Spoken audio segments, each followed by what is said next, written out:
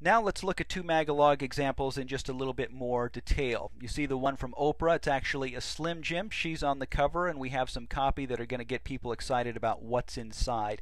On the right hand side you see a page from inside the Slim Jim. It's very basic, very clean, very pleasant to read. We have a sidebar at the top. We have lots of bullet points, and we even have a designer trick of using a highlighter to call out one of those bullet points. And then we have another page here that has, I guess technically you'd call them two sidebars.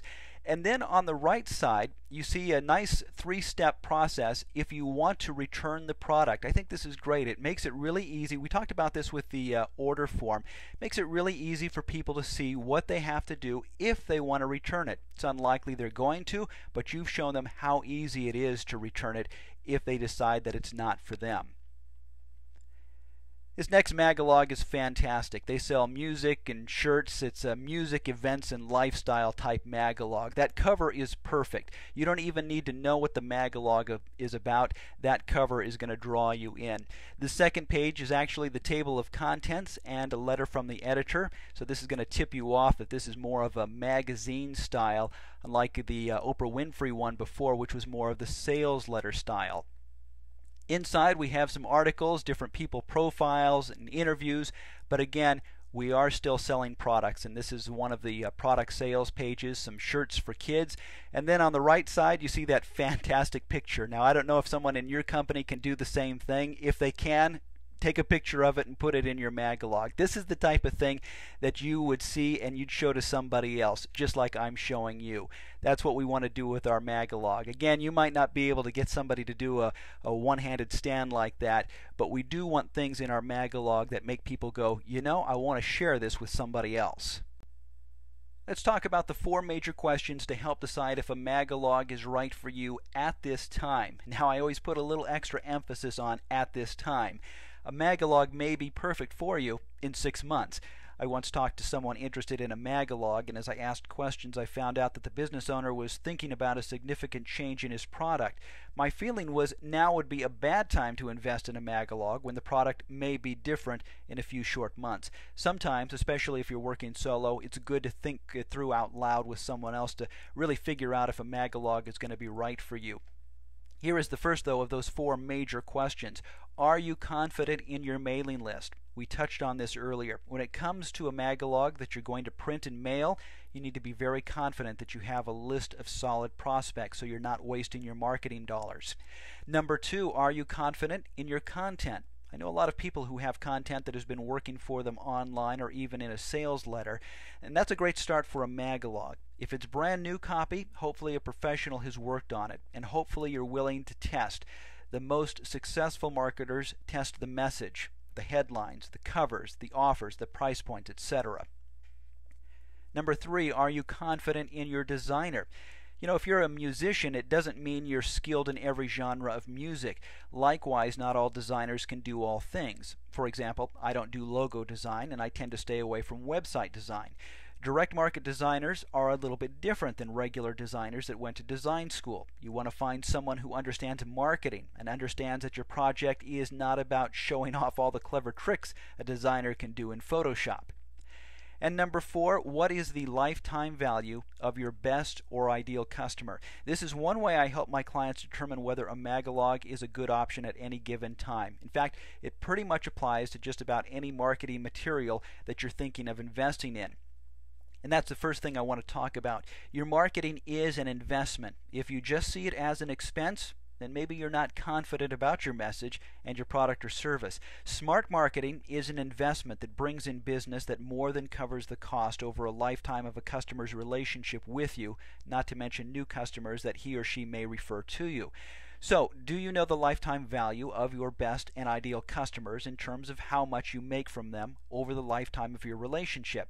If you're at an early stage of your business where you don't have that figure yet, what is the first year value of your ideal customer? Let me give you an example. We'll keep the numbers simple and conservative, and we'll look at a business coach. Let's say you're a business coach who charges $1,000 a month, and your average ideal client is with you for at least 2 years. That's $24,000 over 2 years. Let's say your Magalog cost you $10,000 to produce. That's design, copywriting, printing, and mailing out to your list. How many new clients do you need to sign up from that Magalog effort before the Magalog pays for itself? Just one client, right? Are you confident enough in your mailing list, your copy, and your design to know that you can at least sign up one person? Now, the trouble that we get into is strictly looking at that $10,000 and going, whoa, that's a lot of money. Yes, it is, but not compared to what we're going to get in return. Now, you may not be a consultant. Maybe you have a membership site or you have a single initial product, but a lot of back-end sales potential. What is the value of those customers in your case? Now, I did make this example as simple as possible, and there are always some variables that might be unique to what you do.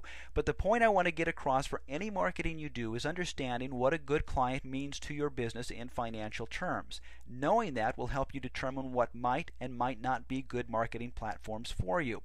When I first got started as a freelance designer and was working with experienced clients who really understood marketing, I was somewhat shocked at the money they put into selling what to me seemed like a small, inexpensive product.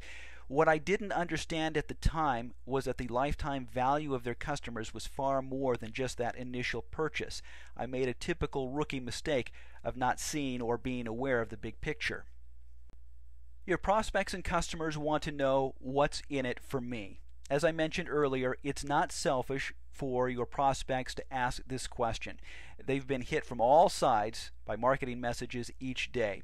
As a solo business person myself, I know how easy it is to get caught up in the day-to-day activities of running a business, not to mention the actual work we do for our clients and customers. It seems we're always in a rush, and sometimes we forget to slow down and really think about how to best serve our customers, understand what they're going through, and then offer real solutions that make it clear what's in it for them. When you do slow down and focus on them, it helps you create a message that resonates with your target audience in any sort of marketing activity you're involved in. Well, these are just some of the free resources I offer to help you get started boosting your sales performance right now, both with Maglaogs and in general. My blog and my iTunes podcast are two other ways to get ideas that you can put to use right now.